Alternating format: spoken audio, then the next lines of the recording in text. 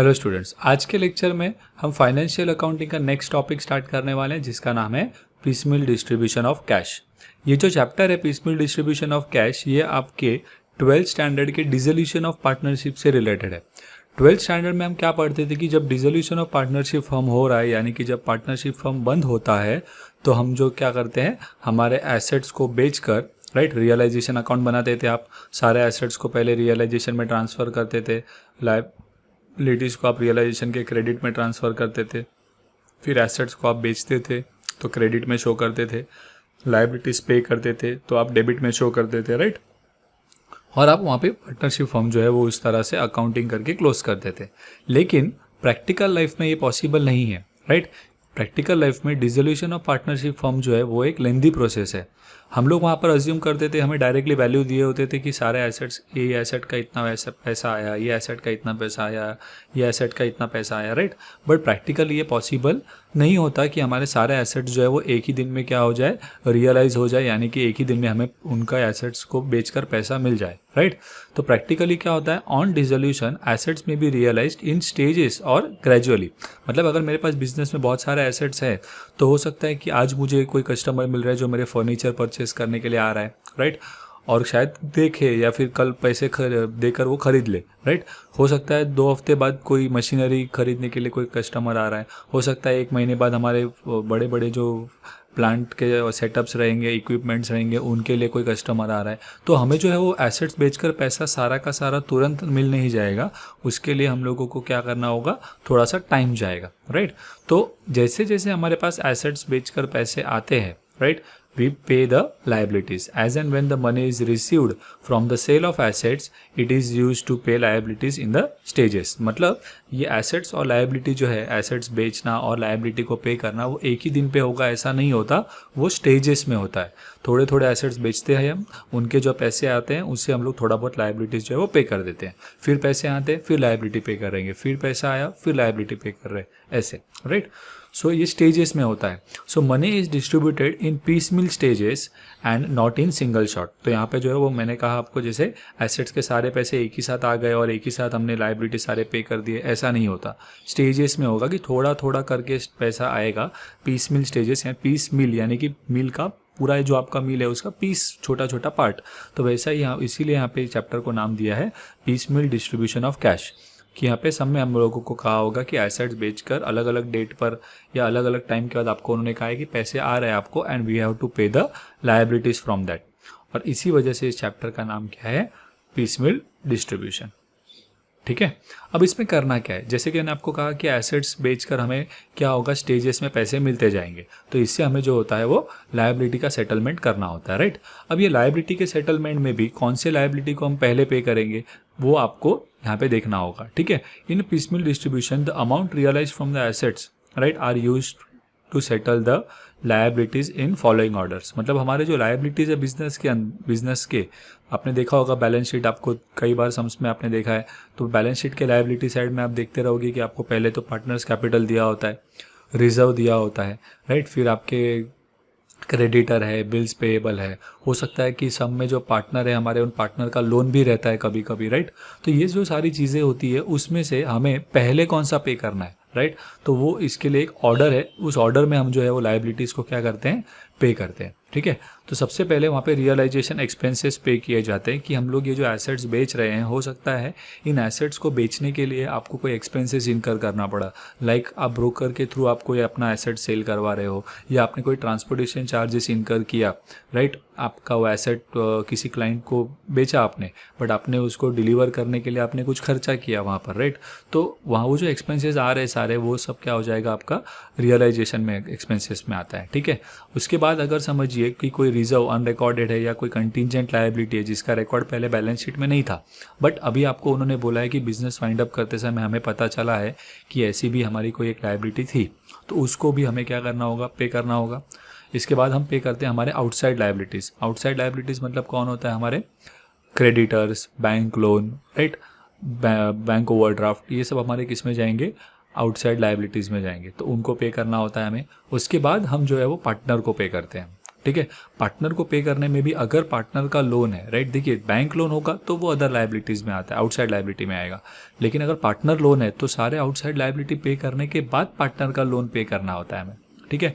और पार्टनर का लोन पे हो जाने के बाद आखिर में हम लोग जो है वो पार्टनर्स के कैपिटल जो बिजनेस के अंदर है उनका पेमेंट करते हैं, ठीक है। मतलब हम इस ऑर्डर में पेमेंट करते करते आएंगे। ऐसा नहीं होगा कि रियलाइजेशन हो रहा है और पार्टनर्स जो भी पैसा आया एसेट बेच के तो पार्टनर्स ने पहले अपना अपना कैपिटल का पैसा निकाल लिया और बाहर वालों को पैसा दिया ही नहीं, तो ऐसा नहीं होगा। तो इसीलिए ये एक ऑर्डर दिया गया और इसी ऑर्डर में जो है वो आपको क्या करना होता है, लायबिलिटीज़ को पेमेंट करना होता है। तो सबसे पहले आप रियलाइजेशन के एक्सपेंसेस पे करते हो, उसके बाद अगर कोई कंटीजेंट लायबिलिटीज़ है, राइट, तो उनको पे करना है। उसके बाद आप आउटसाइडर को पे करते हो और फिर पार्टनर्स का पार्ट आता है, राइट।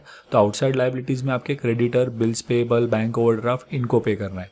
इनका जैसे ही लायबिलिटी क्लियर होगा तो अगर समय पार्टनर लोन दिया है पहले तो कैपिटल से पहले आप लोन का पेमेंट करेंगे पार्टनर का, और पार्टनर का लोन का रीपेमेंट हो जाने के बाद हम पार्टनर्स के कैपिटल पर आएंगे, ठीक है। तो इस तरह से हम लोग जो है वो एसेट्स को बेचकर जो भी पैसे रियलाइज्ड हो रहे हैं उनसे हम लोग क्या है, लायबिलिटी का पेमेंट करते हैं, ठीक है। तो ये तो हुआ। इसके बाद अगर समझिए कि हम लोग हमारे पास जो भी पैसे आ रहे हैं थोड़े थोड़े थोड़े करके, इनसे हम लायबिलिटीज़ पे करते जाएंगे और आखिर में हमने सारा पार्टनर कैपिटल भी पे कर दिया और फिर भी बिजनेस के अंदर अगर पैसा बच रहा है, राइट, तो any surplus if arising at a last stage is distributed to all partners in their profit sharing ratio. मतलब क्या है, अगर सारा पेमेंट्स करने के बाद पैसा बचा तो वो पैसा जो है वो पार्टनर्स के बीच क्या कर दिया जाएगा, डिस्ट्रीब्यूट कर दिया जाएगा उनके प्रॉफिट शेयरिंग रेशियो में, ठीक है। बट मोस्ट ऑफ सम्स में जो है वो आपको यहाँ पे देखने मिलेगा कि वो अनपेड बैलेंस रहेगा, कि मतलब पार्टनर्स का कैपिटल पूरा पे ऑफ हो पाएगा नहीं, बिकॉज ये डिसोल्यूशन के प्रोसेस में कई बार बिजनेस लॉसेस में होते हैं और इसी वजह से वो डिसोल्यूशन में जाते हैं, राइट। तो उस केस में उनके पास पैसे बचना थोड़ा सा क्या है, डिफ़िकल्ट है। तो मेजॉरिटी सम्स जो हम देखेंगे उसमें आपको अनपेड बैलेंस ही मिलेंगे कि हमारा रियलाइजेशन सारा हो गया है लेकिन अभी तक कैपिटल का पूरा पेमेंट हुआ नहीं है, ठीक है। बट अगर इन केस सरप्लस बचा तो वो हम जो है प्रॉफिट शेयरिंग रेशियो में डिस्ट्रीब्यूट करेंगे, ठीक है। तो ये था हमारा पूरा कंसेप्ट किसके बारे में, पीसमिल डिस्ट्रीब्यूशन के बारे में। अब देखते हैं हम उसके सम्स के बारे में कि सम जो होंगे पीसमिल डिस्ट्रीब्यूशन के उसको सॉल्व करना कैसे है, ठीक है। तो बेसिकली यहाँ पर हमारे पीसमिल डिस्ट्रीब्यूशन से रिलेटेड सम्स को सॉल्व करने के दो मेथड्स है। One is proportionate capital method and second one is maximum loss method.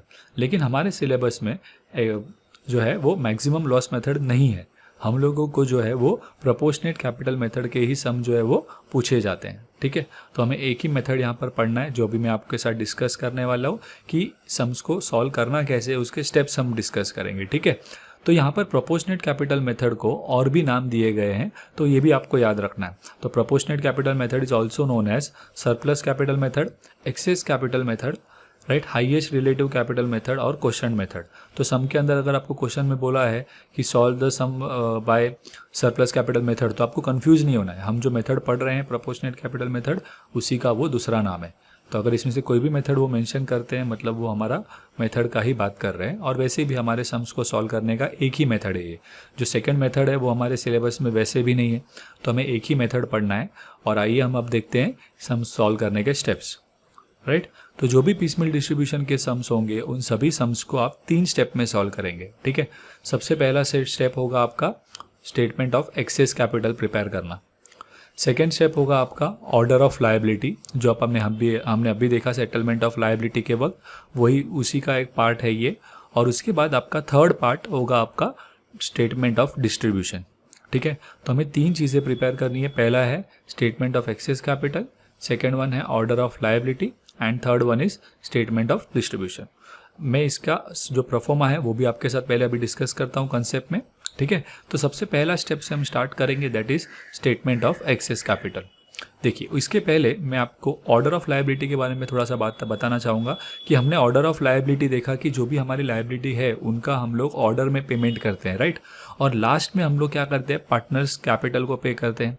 अब इन पार्टनर्स में हमारे अगर बिजनेस के 3 पार्टनर है तो उन 3 पार्टनर्स में भी किसको पहले पे करना है, राइट, ये भी तो हमें डिसाइड करना होगा। तो इसके लिए हम क्या प्रिपेयर करते हैं, statement of excess capital prepare करते हैं।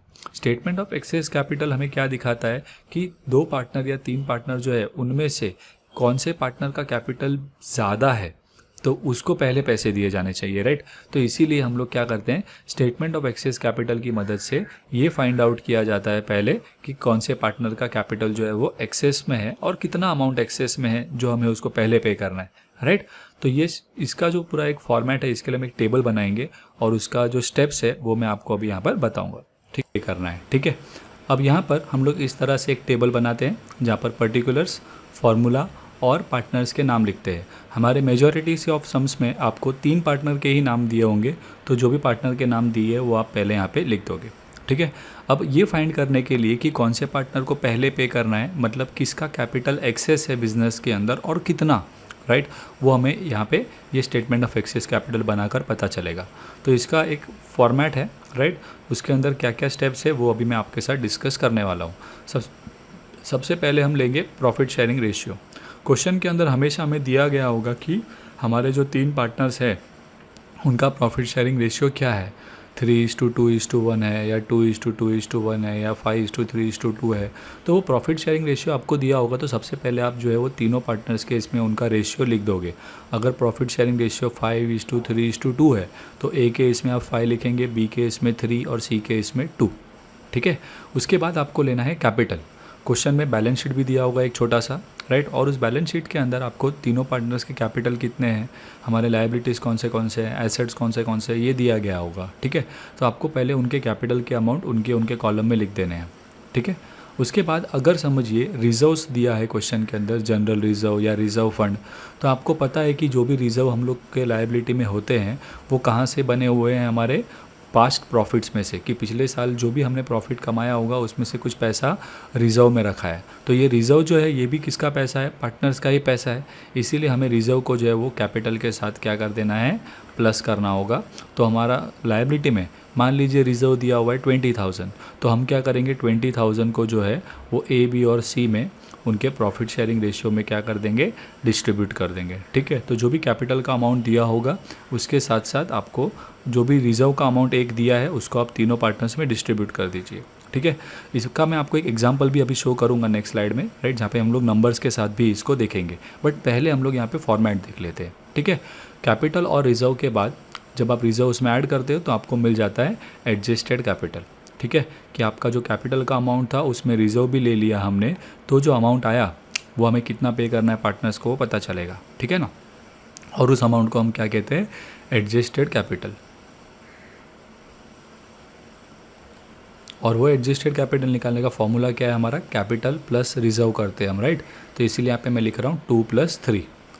इसके बाद एडजस्टेड कैपिटल मिल जाने के बाद हम लोग जो है वो यूनिट कैपिटल निकालते हैं। क्या नाम है टर्म का, यूनिट कैपिटल। यूनिट कैपिटल का मतलब क्या होता है, एक यूनिट का कैपिटल कितना, मतलब अगर मैं कहता हूँ कि आपके पार्टनर्स में एडजस्टेड कैपिटल में पहले ए पार्टनर का कैपिटल 50,000 है और उसका प्रॉफिट शेयरिंग रेशियो 5 था, राइट, तो 50,000 रुपया उसका कैपिटल है और उसका जो है प्रॉफिट शेयरिंग रेशियो जो है वो क्या है, 5 है। तो एक यूनिट का कितना हो गया, तो 50,000 डिवाइड बाय क्या करेंगे हम, प्रॉफिट शेयरिंग रेशियो उसका 5 से, ठीक है। तो यूनिट कैपिटल का मतलब होगा आप एडजस्टेड कैपिटल को क्या करेंगे, प्रॉफिट शेयरिंग रेशियो से क्या करेंगे, डिवाइड करेंगे। तो तीनों पार्टनर्स का आपको उनके एडजस्टेड कैपिटल्स को उनके रेशियो से जो है वो क्या करना है, आपको डिवाइड करना होगा, तो आपको यूनिट कैपिटल मिलेगा। और इस यूनिट कैपिटल को में से तीनों पार्टनर्स का जो आप यूनिट कैपिटल निकालोगे उसमें से जो भी सबसे छोटा वैल्यू होगा, लोवेस्ट वैल्यू होगा, वो आपका बनेगा बेस कैपिटल। क्या बनेगा, बेस कैपिटल, ठीक है। तो लोवेस्ट यूनिट कैपिटल जो आपने तीनों का फाइंड किया है, मान लीजिए कि आपको इसका कैपिटल आया, ए का यूनिट कैपिटल मिल रहा है 10,000, बी का यूनिट कैपिटल मिल रहा है 15,000, सी का यूनिट कैपिटल मिल रहा है 6,000। तो फिर हम जो है वो सी के क्या यूनिट कैपिटल को बेस पकड़ेंगे, ठीक है।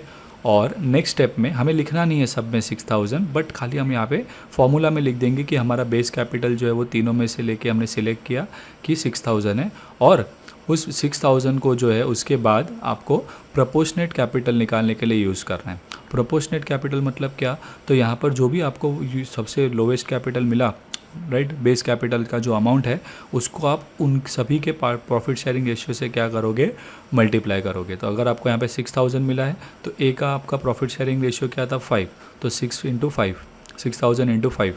बी के इसमें प्रॉफिट शेयरिंग रेशियो क्या था हमारा 3, तो 6000 इंटू 3 करना है तो आपको प्रोपोर्शनेट कैपिटल मिल जाएगा 18000। फिर थर्ड वाले का रेशियो था 2, तो 6000 इंटू 2, तो इसका आपको प्रोपोर्शनेट कैपिटल मिल जाएगा 12000। तो प्रोपोर्शनेट कैपिटल का मतलब है कि अगर हम लोग सबका यूनिट्स के हिसाब से देखें तो कितना कितना कैपिटल उनका होना चाहिए, ठीक है। और एडजस्टेड कैपिटल क्या है, उनका एक्चुअल कैपिटल बिजनेस के अंदर कितना है, राइट। तो इससे हमें एक्सेस पता चलेगा कि एडजस्टेड कैपिटल हमें शो कर रहा है कि एक्चुअल में अभी तीनों पार्टनर्स का कैपिटल कितना है, और प्रोपोर्शनेट हमें क्या शो करता है कि अगर यूनिट वाइज हम लोग देखें तो किसका कैपिटल कितना होना चाहिए, और जितना पैसा एक्स्ट्रा है इसके अंदर वो हमारा क्या रहेगा, अभी एक्सेस कैपिटल रहेगा, ठीक है। तो एक्सेस कैपिटल का अमाउंट हम लोग कैसे निकालेंगे, तो जो हमें एडजस्टेड कैपिटल मिला था उसमें से मैं प्रोपोर्शनेट कैपिटल को क्या कर देता हूँ, माइनस कर देता हूँ। तो मुझे क्या मिल जाएगा, मेरा step number 4 adjusted capital minus proportionate capital, step number 7 करते हैं तो हमें अमाउंट्स मिलेंगे जिसको हम लोग क्या कहेंगे, एक्सेस कैपिटल कहेंगे, ठीक है। अब जब भी आप सम सॉल्व करोगे तो यहाँ पे एक्सेस कैपिटल जब आप निकालोगे स्टेप नंबर 8 में, तो आपको कि 3 पार्टनर में से एक पार्टनर का अमाउंट क्या हो जाएगा, नील हो जाएगा। क्या हो जाएगा, नील हो जाएगा। कोई भी हो सकता है, राइट। तो ए, बी और सी तीनों पार्टनर्स में से किसी एक पार्टनर का आप यहाँ पे देख पाएंगे कि आपका अमाउंट नील हो गया होगा और 2 पार्टनर बचेंगे। और इसके बाद आपको फिर वही चीज़ जो है वो कंटिन्यू करनी है कि वो 2 पार्टनर्स जो बचे हुए हैं उनमें से कैपिटल किसका एक्सेस है, ठीक है। तो एक्सेस कैपिटल निकालने के बाद आप वापस से जो है वो प्रॉफिट शेयरिंग रेशियो लेते हो, राइट। यहाँ से स्टेप शुरू करते हैं वापस से, लेकिन यहाँ पे प्रॉफिट शेयरिंग रेशियो किसका लेना है आपको, जो 2 पार्टनर्स बचे हुए हैं उनका।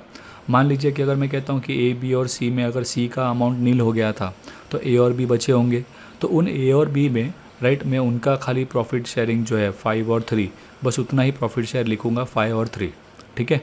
और उसके बाद हम लोगों को वापस से यूनिट ये नहीं लेना है, reserve and all, directly unit, base और प्रोपोर्शनेट कैपिटल निकालना है, ठीक है। तो जो भी हमारा एक्सेस कैपिटल आया है उसको वापस से मैं जो प्रॉफिट शेयर, वो मेरा भी कैपिटल बन गया ये 2 पार्टनर्स का, ठीक है। उसमें मुझे फाइंड करना है कि किसका एक्सेस है। तो अभी मैं एक्सेस कैपिटल जो मुझे मिला होगा उसमें मैं प्रॉफिट शेयरिंग रेशियो से क्या करूँगा, डिवाइड करूँगा, और मैं क्या निकाल लूँगा, मेरा न्यू यूनिट कैपिटल निकाल लूँगा। अगेन 2 पार्टनर्स का यूनिट कैपिटल निकालने के बाद उन दोनों में से जो छोटा होगा वो हमारा क्या बन जाएगा, बेस कैपिटल बन जाएगा। और अगेन वो जो बेस कैपिटल का वैल्यू मैंने लिया है उसको मैं दोनों पार्टनर्स के प्रॉफिट शेयर से मल्टीप्लाई करूँगा, राइट।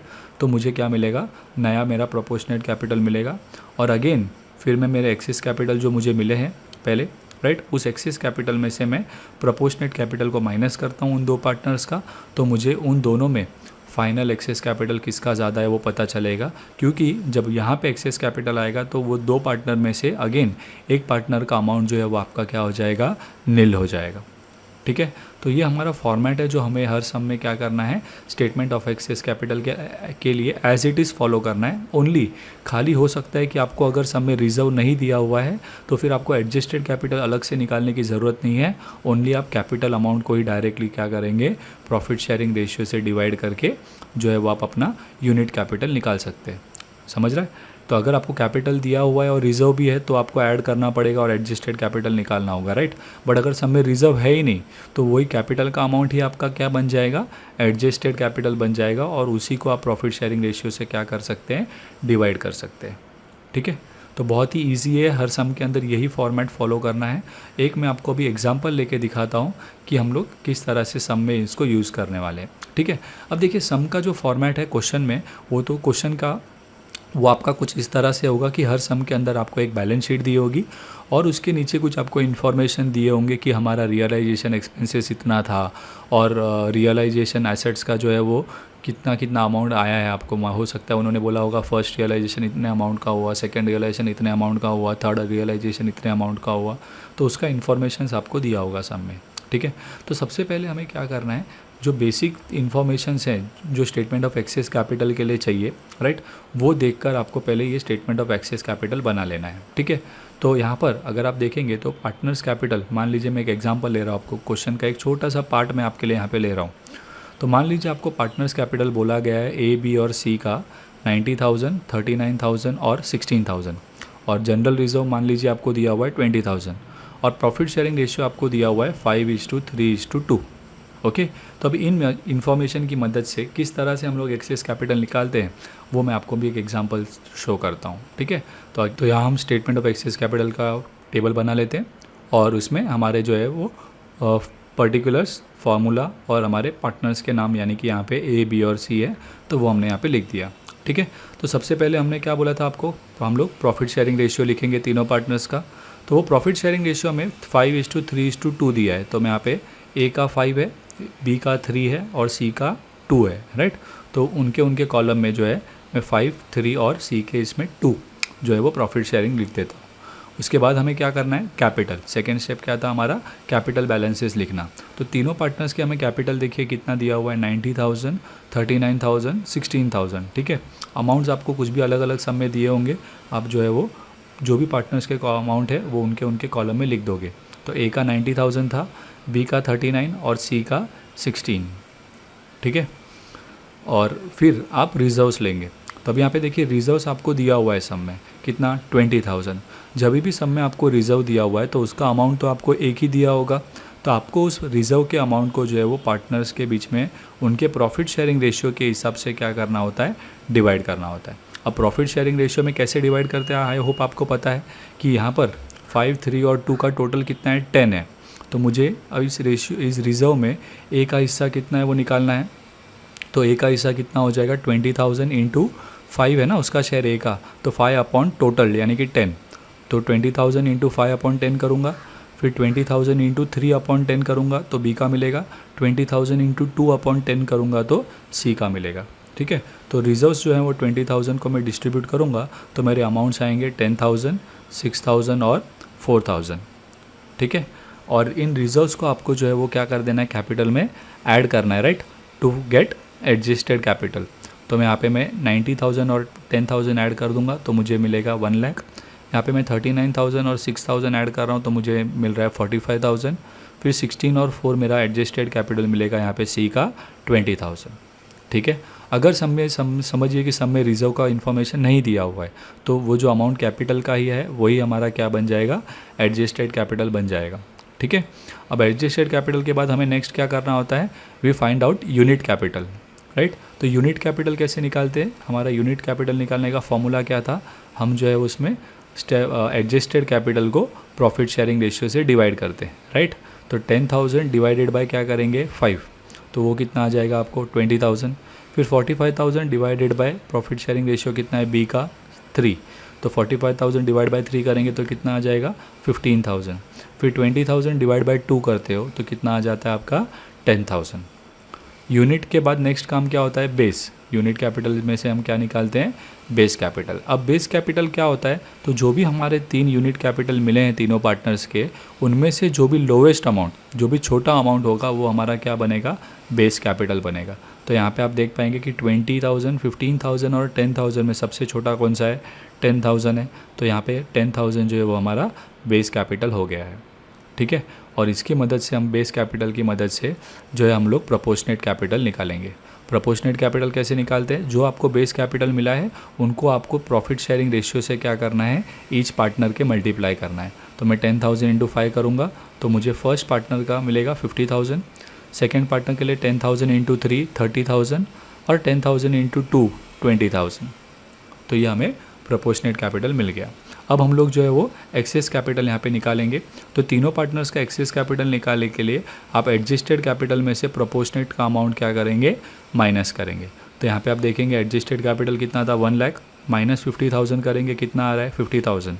45,000 माइनस 30 करेंगे कितना आ जाएगा 15,000 और 20,000 माइनस 20,000, तो इसका क्या हो गया, नील। और हमेशा जब भी हम एक्सेस कैपिटल पहले निकालेंगे तो 3 पार्टनर्स में से किसी एक पार्टनर का तो अमाउंट क्या हो जाएगा, नील होगा ही। ठीक है, और जनरली जिस पार्टनर का हम लोग यूनिट कैपिटल लेते हैं बेस कैपिटल बोलकर, वही पार्टनर हमेशा क्या हो जाता है, नील होता है आपका। ठीक है, इसके बाद अब आपको जो है वो ए और बी का अगेन कंटिन्यू करना है टू फाइंड आउट कि ए और बी में से किसका कैपिटल एक्सेस है। ठीक है ना, तो इसके लिए हम लोग क्या करेंगे, अगेन हमारा स्टेप शुरू करेंगे। पहले प्रॉफिट शेयरिंग रेशियो लेंगे, लेकिन सी का अमाउंट अभी नील हो गया है तो खाली ए और बी का ही लेना है मुझे, दैट इज़ 5 और 3। अब हमारा कैपिटल जो है वो 50,000 और 15,000 के हिसाब से मुझे सोचना है। तो पहले हम लोग निकालेंगे यूनिट कैपिटल। हमारा नया यूनिट कैपिटल जो है वो कैसे निकलेगा, हमारा एक्सेस कैपिटल में से हम प्रॉफिट शेयरिंग रेशियो जो है वो डिवाइड कर रहे हैं। तो 50,000 डिवाइडेड बाय 5 करेंगे तो यहाँ पे हमें यूनिट कैपिटल मिलेगा 10। यहाँ पर 15,000 डिवाइड बाय 3 करेंगे तो हमें यूनिट कैपिटल मिलेगा 5,000। ठीक है, अब इसके बाद आपको जो है अगेन यूनिट कैपिटल के बाद क्या निकालते हैं हम लोग, बेस कैपिटल निकालते हैं, राइट। तो न्यू बेस कैपिटल निकाल देंगे अभी। तो ये दो पार्टनर्स के यूनिट कैपिटल में से छोटा वैल्यू किसका है, बी का, राइट। तो ये बी का जो 5,000 है वो हमारा क्या बनने वाला है, बेस कैपिटल बनेगा। और बेस के बाद हम क्या निकालते हैं, प्रोपोर्शनेट कैपिटल निकालते हैं। ठीक है, प्रोपोर्शनेट कैपिटल कैसे निकालते थे हम, यहाँ पर भी बेस का मल्टीप्लाई करते थे प्रॉफिट शेयरिंग रेशियो से, राइट। तो 5,000 इंटू 5 करेंगे हम, फिर 5,000 इंटू 3 करेंगे। तो 5,000 into 5 will give me 25,000, 5,000 into 3 हमें देगा 15,000। ओके, और अब हमें मिलेगा एक्सेस कैपिटल। तो हमारा यहाँ पे पहले का जो कैपिटल हमने लिया था, राइट, एक्सेस कैपिटल माइनस क्या करना है हमें, प्रोपोर्शनेट। तो 50,000 कैपिटल था, होना कितना चाहिए, 25।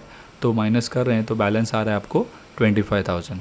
यहाँ पे 15,000 था एक कैपिटल, वो यार प्रोपोर्शनेट कैपिटल भी 15 ही है, तो इसका अमाउंट क्या हो जाएगा, नील हो जाएगा, राइट। तो इसका मतलब है कि जब आप पार्टनर्स कैपिटल को पेमेंट करने के लिए आ रहे हो तो सबसे पहले आपको ए को जो है वो क्या करना है, उसका 25,000 पे करना है।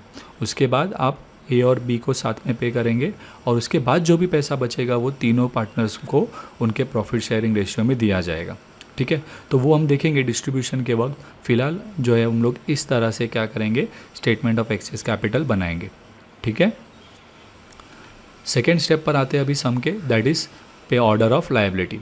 अब ये ऑर्डर ऑफ लायबिलिटी तो हमने ऑलरेडी पढ़ा है, हम लोगों को सम में लिखकर दिखाना होगा कि हमारे सम्स के हिसाब से हम लोग जो है वो ऑर्डर ऑफ लायबिलिटी हमारी क्या होगी। तो पहले हम लोग स्टेटमेंट ऑफ एक्सेस कैपिटल का फॉर्मेट बनाते हैं और उसके बाद उसके नीचे हम सम में हमेशा लिख के दिखाएंगे कि हमारा ऑर्डर ऑफ लायबिलिटी क्या है।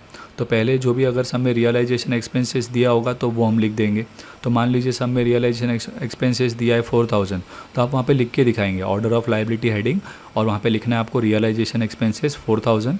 उसके बाद कौन सा लायबिलिटी पे करने वाले हो, कितना अमाउंट है, उसके बाद कौन सा लायबिलिटी पे करने वाले हो, उसका कितना अमाउंट है। उसके बाद अगर पार्टनर्स कैपिटल में पे करने वाले हो तो स्टेटमेंट ऑफ एक्सेस कैपिटल के हिसाब से कौन से पार्टनर को पहले कितना होगा, उसके बाद कौन से पार्टनर को पे करेंगे, वो डिटेल आप लिखते हैं। ठीक है, तो हमें ऑर्डर क्या होगा वो यहाँ पे हमें देखना है। तो पहले रियलाइजेशन एक्सपेंस आएगा, उसके बाद हम लोग कंटीजेंट लायबिलिटीज़ पे करेंगे, उसके बाद आउटसाइड लायबिलिटीज़ यानी हमारे creditor, bills payable, bank loan, overdraft, ये सारे हमारे आउटसाइड लायबिलिटीज़ होते हैं, तो उनको पेमेंट किया जाता है। उसके बाद पार्टनर्स लोन अगर सम में दिया है तो आपको पहले वो पे करना होगा, और आखिर में जो है वो आप पार्टनर्स कैपिटल पे करते हो, राइट, जिस आपको एक्सेस कैपिटल में जो मिला है उसके हिसाब से। ठीक है, तो ये हमारा सेकेंड स्टेप होने वाला है। And the last step to solve the sum will be statement of distribution. ठीक है, अब ये स्टेटमेंट ऑफ डिस्ट्रीब्यूशन में एक्चुअल में आपको अपने एसेट से जो भी पैसे सम में बताए हैं कि फर्स्ट रियलाइजेशन इतने अमाउंट का हुआ, सेकंड रियलाइजेशन इतने अमाउंट का हुआ, थर्ड रियलाइजेशन इतने अमाउंट का हुआ, वो दिया होता है। तो उसकी मदद से आप एक एक लायबिलिटी पेमेंट कर रहे हो, वो आप यहाँ पे शो करते हो। तो इसीलिए इसे कहा जाता है स्टेटमेंट ऑफ डिस्ट्रीब्यूशन, जहाँ पे आप एक्चुअल में अपने लायबिलिटीज़ को क्या कर रहे हो, पे कर रहे हो। तो यहाँ पे देखिए कौन से कॉलम बनते हैं। तो सबसे पहले हम बनाते हैं पर्टिकुलर्स, और उसके बाद आता है अमाउंट का कॉलम। ठीक है, ये हमारा फिक्स कॉलम्स होता है, पर्टिकुलर और उसके बाद अमाउंट। ठीक है, और इसके बाद हम लोग हमारे सम्स के अंदर जो भी लायबिलिटीज़ दिए हुए हैं उनके हिसाब से कॉलम्स बनाते हैं। तो अगर सम के अंदर आपको समझिए creditor, bank loan, bills payable, 3 liability दिए हुए, तो फिर आपको 3 वो लायबिलिटीज़ के लिए कॉलम बनाना पड़ेगा। अगर 2 ही लायबिलिटी दिया हुआ या एक ही लायबिलिटी दिया है तो उस हिसाब से आप यहाँ पे लायबिलिटी का कॉलम कम कर देंगे। और अगर सम में पार्टनर लोन है तो उसका भी कॉलम अलग से बनाएंगे। और आखिर में जो है वो हम लोग क्या करते हैं, पार्टनर्स के कैपिटल का कॉलम बनाते हैं। तो यहाँ पे मैं ये नहीं कह सकता हूँ कि पर्टिकुलर और अमाउंट के अलावा हमेशा 5 ही कॉलम होगा, हो सकता है 4 ही हो सकता है 6 भी हो, राइट। बट वो डिपेंड करेगा कि सम्स के अंदर हमें कौन से लायबिलिटीज़ दिए हुए हैं। ठीक है, तो सबसे पहले हम क्या करेंगे, इन सभी चीज़ों का बैलेंसेस जो है, राइट, वो लिख देंगे। मतलब अमाउंट में पहले हम लोग बैलेंस लिखेंगे कि हमारे पास बिजनेस के अंदर कितना कैश अभी अवेलेबल है। तो आपके बैलेंस शीट में उन्होंने दिया होगा आपको cash in hand, cash at bank आपका 3,000, 4,000 जो भी है, तो पहले आप वो लिख देंगे यहाँ पे अमाउंट के कॉलम में। और बाकी क्रेडिटर्स बैंक लोन राइट, वो सब में आपको उनके अमाउंट्स लिखने की, क्रेडिटर्स का अमाउंट कितना दिया था बैलेंस शीट में, मान लीजिए यहाँ पे 20,000 दिया था तो वो आप लिख देंगे, क्योंकि लायबिलिटी में क्रेडिटर्स का अमाउंट 20,000 रुपये है जो हमें पे करना है, लोन का अमाउंट कितना पे करना है वो यहाँ पे लिख देंगे। ए और बी और सी का जो हमें एडजस्टेड कैपिटल मिला है right, capital along with reserves कितना है वो आपको यहाँ पे लिख देना है उनको, क्योंकि हमें इन तीनों को उतना उतना पैसा देना है राइट, तो वो हम लोग यहाँ पे लिख देंगे।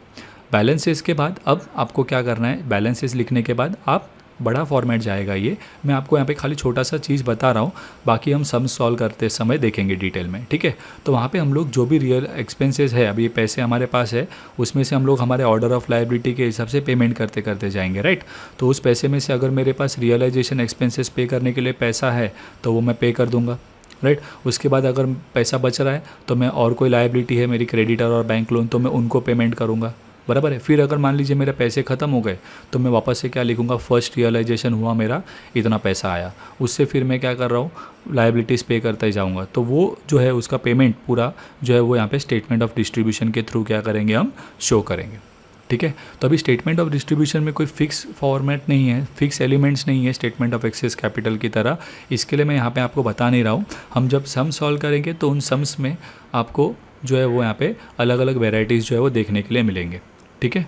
तो यहाँ पे जो है हमारा पीसमेल डिस्ट्रीब्यूशन ऑफ कैश का कंसेप्ट जो है वो कंप्लीट हो जाता है। आने वाले लेक्चर्स में जो है हम इसके सम्स के वीडियो डिटेल में कवर करेंगे।